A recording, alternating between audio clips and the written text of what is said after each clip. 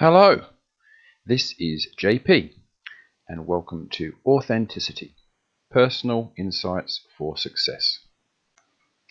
Now, for those of you who've never met me and don't know of me, my name is John Polly. I'm a movement coach, physical therapist, educator and mentor. I'm based in Perth in Western Australia. I have a business called Be Free, which is a studio doing movement and wellness work. I have a team of 8 people which we collaborate with, and we do everything from health coaching to yoga to performance transformation to movement to pre and postnatal hypnotherapy, meditation and all such things. So we're a collective of like-minded individuals that do that. Personally, I help people move and feel better, whatever that means for them. I do work hands-on manual therapy as well as specific movement coaching, and I get people through the door that feel like they're completely broken down, and I get people through the door that also are looking for that little bit extra. So, for example, some people walk through the door and have autoimmune diseases or severe injury history. And what they need to do is they just want to move better and be happier and do what they want to do. So the tagline, be free to do what you want to do. Be free from what holds you back. Be free, be you. From a physical therapy perspective, that requires some manual therapy, of course, as well as movement coaching. And at the top end with professional athletes, what I'll do is I'll try and work for them to get that extra 2%. So we have pro golfers, weightlifters, we have pole dancers who are... Now this is a little departure from what I would normally do as a presentation. I'm known for doing things about fun and connection and myofascial movement and all such things. In my mentoring work though, I've come across these ideas that what we really need to convey is what we are about and create a style in our work that really does reflect what we're like on the inside. I first got the idea actually in New Zealand, so it's lovely that I'm doing this for the PT Council of New Zealand. As you can see at the bottom of our values there, be free, be you. At the end of a session in New Zealand at the FitX conference last year, I suddenly came and found myself asking the question at the end, what's the one thing that you can do better than anyone else? And a bright spark very quickly replied, be you. Now I loved that. It was instantaneous and people connected with it immediately. As the saying goes, don't try to be someone else because that job's already taken. That got me thinking about how we need to go through life to be successful, and whatever that means for us. That doesn't necessarily mean that you earn lots of money. It just means that you live a life that fulfills you. Now, it's my perspective on things. I'm a very kind of human-based approach, and as I've used the term source-driven success. And as I say, success is about what that means for you. Now, as you can see in my values there, the word authenticity is right at the top. It's a vastly important concept in my entire life, in my world, for my staff, for myself, for my family, and now I've got 2 little kiddies and 1 on the way. I'm looking for them to try and realize this authenticity, this potential that they have, and truly reflect in the world who they are, because every one of us has something unique and special to give to the world and to give to ourselves. And it's one of my passions in life to help people realize that. And as I say in my mentoring work, really my style is, hey, let's find out what you're all about and let's reflect that in your life and work. Because by being more authentic, you become more happy, more settled, and people respond to you differently. That then leads to the success that you so desire. So I'm not about marketing strategies and business strategies. I'm about people strategies, about human strategies, about you, about getting to know you. This talk really is all about that word that's on the screen right now. I just want to explore the whole concept, and I'm hoping to give you some new ways of looking at it and understanding with it and connecting with it. But first of all, we start in the place that everyone seems to start, right? The dictionary definition of authentic, which is not false or copied, genuine, real. I can't argue with that. Google, ironically, came up with a beautiful one. Being authentic means coming from a real place within. It is when our actions and words are congruent with our beliefs and values. It is being ourselves, not an imitation of what we think we should be or have been told we should be. And I would just add, for me, it's being genuine, real, honest, open, truthful, and of course, being you. Now, I'm known for loving my analogies, and I will be hitting you with 2 or 3 during this presentation. I hope this imaginative way of looking at things appeals to you too, and if it doesn't, that's fine too.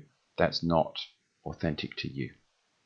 Hopefully, as I go through, you'll tolerate those. Those people that really love this stuff and connect imaginatively with concepts, you'll love this stuff and it'll be more authentic for you, right? So first of all, I've said be the ocean. And it's like, whoa, what does that mean? Well, here are a couple of images of the ocean at work, right? 2 quite different images, and one of the images may have you responding far more than the other. One may feel, for example, if I was to look at these as images myself, I look at the one on the left and go, wow, the beauty and the power, raw power of the ocean. I still think, when I look to the right, raw power of ocean, but I think messy, slightly more intimidating, despite the height of the waves being lower. And it's darker. That gives me a different feeling. However, although they give me an emotional response, I know that they're still images, they're pictures. They're 2-dimensional. There they are on the screen with a white background behind. Now, my metaphor is that we do not want to be pictures. No matter how amazing those pictures may be, what we want to do is reflect the full force of what's behind that. So, for example, you can look at these pictures and be moved and have an opinion. But they are pictures. You haven't got the real ocean right there in front of you, conveying what it's about. Whereas if you stand on the beach and you look out at the ocean and you look at each wave coming in, it's not isolated like that, is it? That image is real, it's 3-dimensional, and it means something different.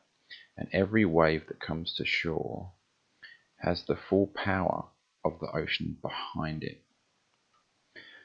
Stay with me on this. So, can you see how if you are speaking with people and you are a facade, you are an image, you are a picture, you are something that you are projecting to the outside world, what therefore happens is that people see that and they can respond to that up to a point. But whether it's conscious for them or unconscious, what you will find is that they know. Intrinsically, intuitively, they know. Are they speaking with and connecting with a facade, a picture, an image? Or are they really connecting to the ocean that is you? Are they connecting to something that this image that they're seeing has depth and value and 3-dimensionality? If you are the ocean, you can pick that up. You can pick that up in people. I consider this to be one of the aspects of authenticity. To have this idea that when people are talking with you and connecting with you in some way, that they get that what they're seeing is congruent to what's behind that, to this huge depth and personality that you are all about, that true unique specimen that you are, that style that you are communicating with is completely unique to you. It has the force of who you are and what you're all about behind it. So the waves have the ocean behind them. You are not projecting an image of that wave. Be the ocean. Of course, this is difficult for some. It's difficult, I would suggest, for all. It's very difficult in certain circumstances for all, because we live on this continuum that you see before you here: fear and love. They are the two states that determine our internal and external world. The annoying thing about fear, just one of the annoying things about fear, is that it can drive us away from who we are. All those negative emotions, they fall under the blanket of fear, anxiety, guilt, anger, negativity, depression. Love can help us become. It's more about happiness and contentment and empathy, and I would argue authenticity. And where we are on that continuum, embracing that wherever we are connected to each. Where we live on that spectrum on any particular day depends on how much we can live an authentic life. And when you say to me, hey, but fear is an authentic part of every human, correct, absolutely. But does it need to control us? Does it need to prevent us from realizing all those positive things that we truly are? Now, if you think about where you live on this spectrum, that also determines who you are on that particular time, on that particular day, right? Obviously, the message is to choose love, but it's not as easy as that. Here's an irony. The fear of not receiving a loving response can often prevent us from being authentic. So, as I said, we're part of a continuum. Both ends of that continuum are joined to us wherever we live on the continuum. But the fear of not receiving love can prevent us from being where we would like to be. Analogy number 2. Now this is a big one. I got to thinking about this one day when I was mentoring someone, and she will remember this vividly. And she was telling me a story about how she thought she reflected in her world what she was all about. But as it turned out, what she was trying to be was the image, almost an homage to someone else that she looked up to and that she respected. Almost trying to be them. And as we spoke, and she came to this realization that, oh wow, I really thought I was being myself, but I've just realized I was actually trying to be someone else most of the time. And straight away it came out, this image of colours, and how she was all about different colours to the person that she looked up to, admired and respected. Now there's nothing wrong with doing that, but we can't be them, because as I said earlier, that job is already taken. So this idea of rainbows came to my mind, and I simply stated that, hey look, if you are reds and yellows and blues, you can't possibly be the greens and the violets that the other person is. And that's not to say that we aren't all colours. Of course we're all colours. If you look at the visible spectrum there are the colours of the rainbow. Now what I'm suggesting is, if we take this and we look at our personalities, let's give different characteristics and personality traits a colour. And as we look through that, what you can think of is, you know how some people, they're just more meditative than others. They're more about reading books, private time, one-on-one, as in with themselves.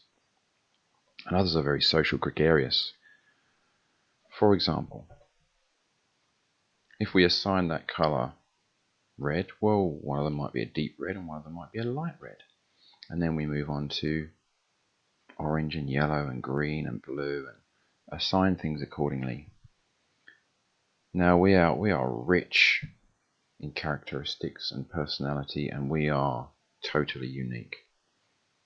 So each one of those spectrums would be different for each one of us, correct? So think about that. If we truly reflect each one of that visible spectrum in an authentic way to us, each one of us would present in a different way, and then the way we then express that can be quite different too. As you'll see in the other 3 images there are the colours of the rainbow, and they're expressed in different ways, and they're blended in different ways, and some of you will respond far more to one image than the next. They're all beautiful, but some of you just think, I love that particular image right there. Now, does that mean the others are wrong or less authentic, less genuine? Of course not. Are they less beautiful? Of course not. They're just reflecting all their colours in different ways. And that's what we're all about. So let's explore another angle on that too. How we respond is unique to us. How we present ourselves is unique to us. Rainbows can only be seen from an angle of 42 degrees. So anyone looking at what they consider to be the same rainbow, but from a different height, for example, they're not seeing the same rainbow as the next person. They're not appreciating the same rainbow as the next person, and they won't respond to it in the same way as the next person. This is exactly the same as us in everyday life. With each person we meet, their spectrum is slightly different. If they were truly being authentic and reflecting that spectrum, we could appreciate their colours and their shades of light and dark, and we would all view them in a slightly different way to the next person who has their own 42-degree view of that individual. Now, to continue with this analogy, what we then need to think is, what if you are hiding certain parts of your spectrum from others because either you don't like them, you're not confident enough about showing them? Well, what happens then? Okay, is it so bad? Well, here's the way I would look at it. Let's say you are more reds, greens, and violets. You've got a lot more of that in your spectrum than other people. But what you want to do is try and reflect this balanced picture of just as much red, orange, yellow, green, blue, indigo, and violet as the next person, because you think that that will be more acceptable to the outside world or to the social groupings that you find yourself in. So what then happens is people respond to you accordingly, all from their own 42 degrees. So that what they're responding to and what they're drawn to is this balanced picture of red, orange, yellow, green, blue, indigo, and violet. Are they your kind of people? Are they the people that should occupy your life, that should be close to you? And therefore, how do you then find those people that you should be either working with or socializing with or meeting with romantically? If you're not willing to show what your spectrum is all about, how will those people that are really attracted to red, green, and violet, how do they find you? If that's what they're attracted to, how do they find you? If they're the like-minded souls that you want to connect with in everyday life, how do they find you if you're not shining your own colours? That's something to think about, isn't it? So I want you to be courageous. Understand that your need for acceptance can make you invisible. Your need for acceptance can make you invisible. We could take that as an analogy of colours. You'll cover the yellow when people are looking for yellow.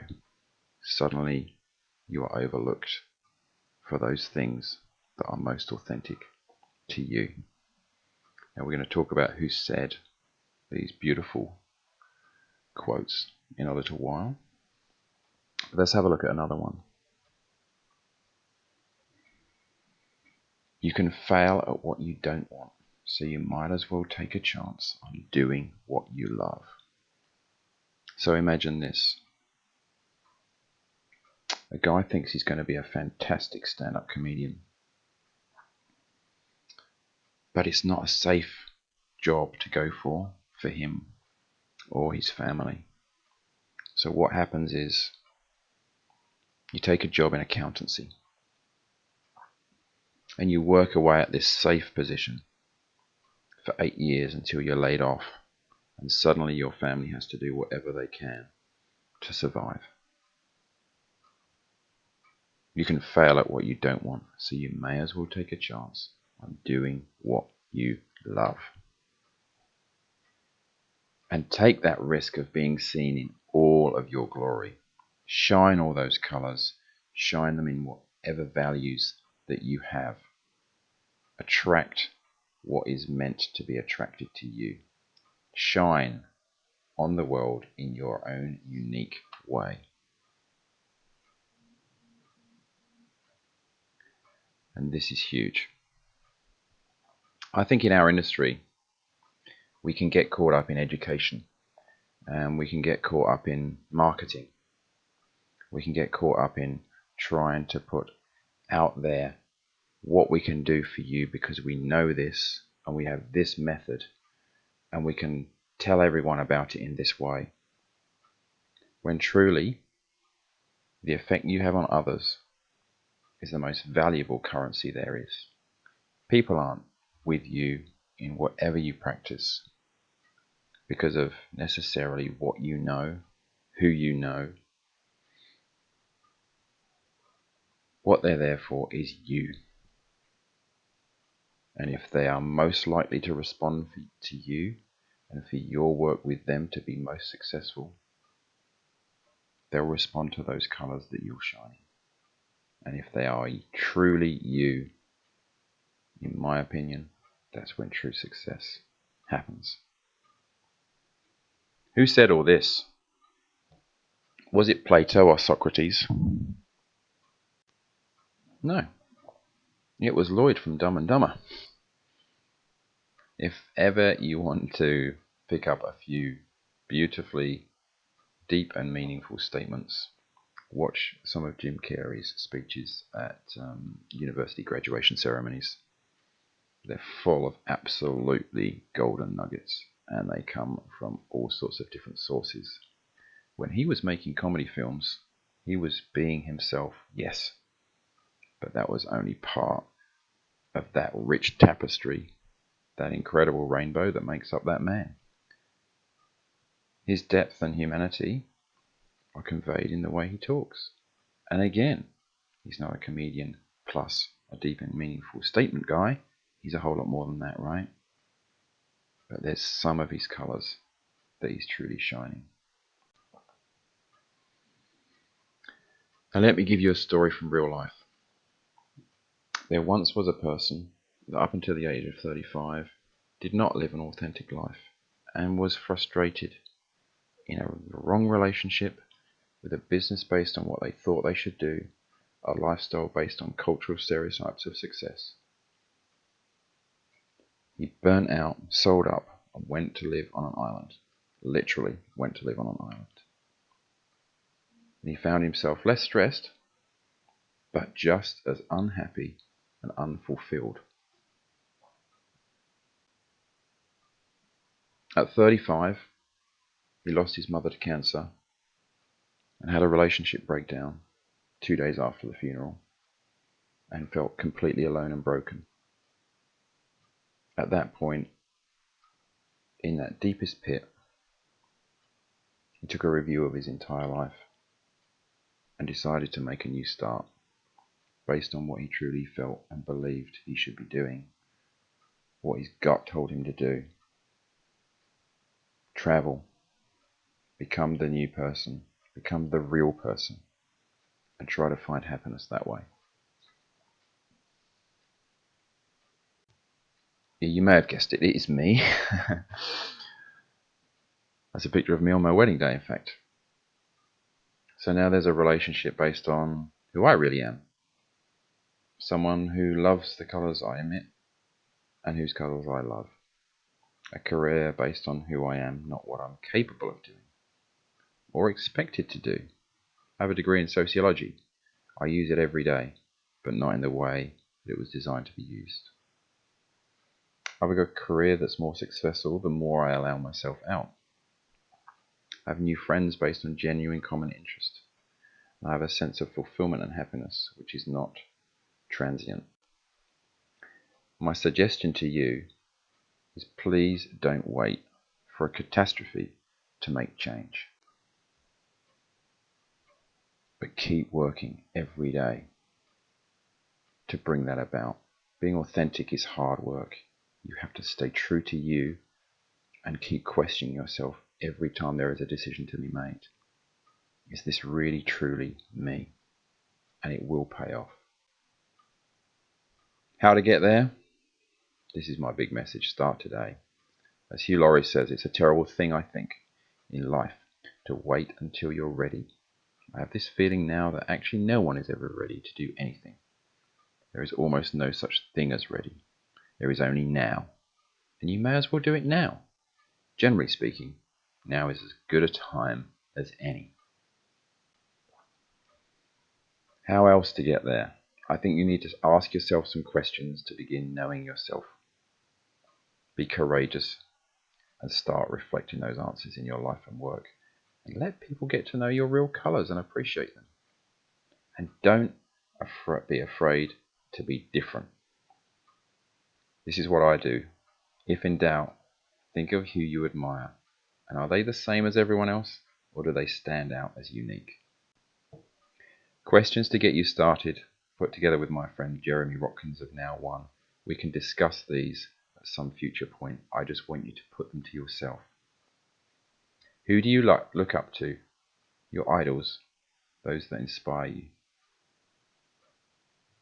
And what is it that inspires you about each one?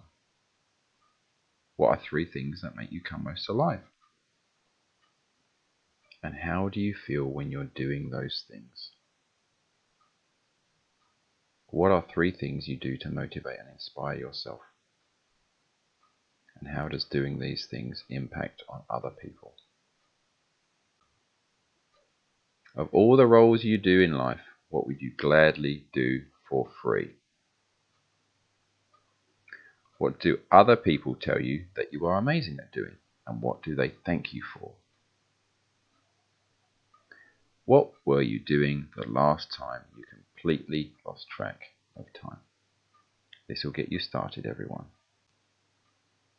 If you want to go a little further, do a 4-week online course, Introduction to You with myself.